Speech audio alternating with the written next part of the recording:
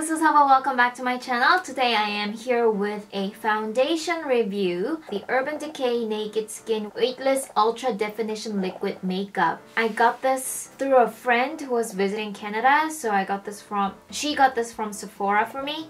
The shade I have is 3.1. It's a bit dark for me for all year round, but it's like exactly my skin tone during the summer when I get more tan.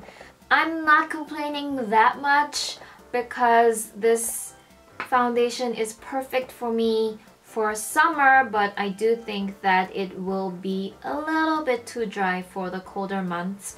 So I'm okay with 3.0 shade, but I do wish I had 2.0 shade, which I think is a lighter yellow undertone shade. That would have been great for, you know, like slightly brightening kind of shade. But I'm totally happy with this 3.0, and I am not happy with this braid that I did. Alright, so first off, the formula, it's like a liquid to powder kind of formula. It applies very thinly. As for coverage, it's like, okay, it's like medium to lowish, but it's like more on the medium side.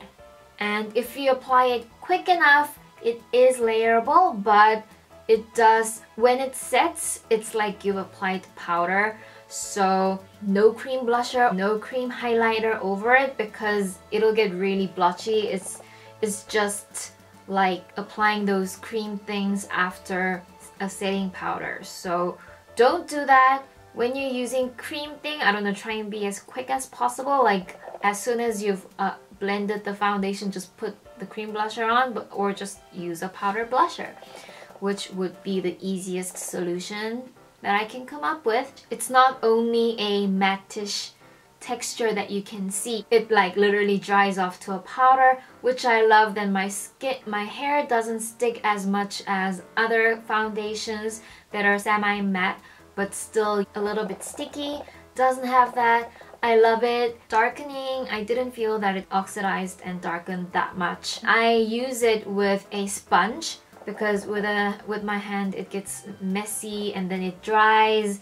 My hands get blotchy. For some reason I felt that it was separated a little bit with a wet sponge, so I do use it with a fairly dry sponge or like slightly damp sponge. This time I used a dry sponge and it applied just fine. As long as my skin was still a bit moisturized and slightly damp, then it was totally fine. Overall, out of all the foundations I purchased during the summer, that is the Etude House Stay Up Foundation, the Tony Moly Skin Tint, the Aespa Nude Fit Liquid Foundation, and the Misha Super Light Foundation. Out of all those, this is by far my favorite, and it's the only liquid to powder foundation that actually worked on my dry skin. So yeah, and it lasted on my skin really well.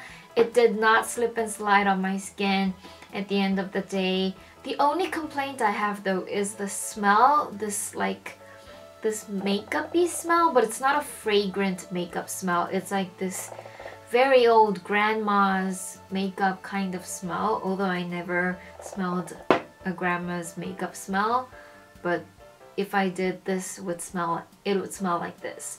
So, but besides that, it's amazing.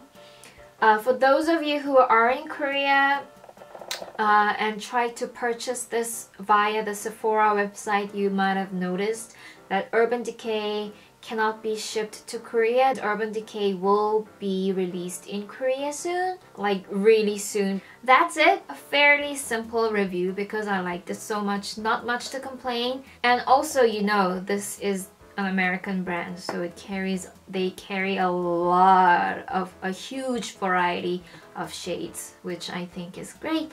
And that's about it. I hope you guys found this review helpful, and I'll see you guys in my next video. Bye! 간지러워.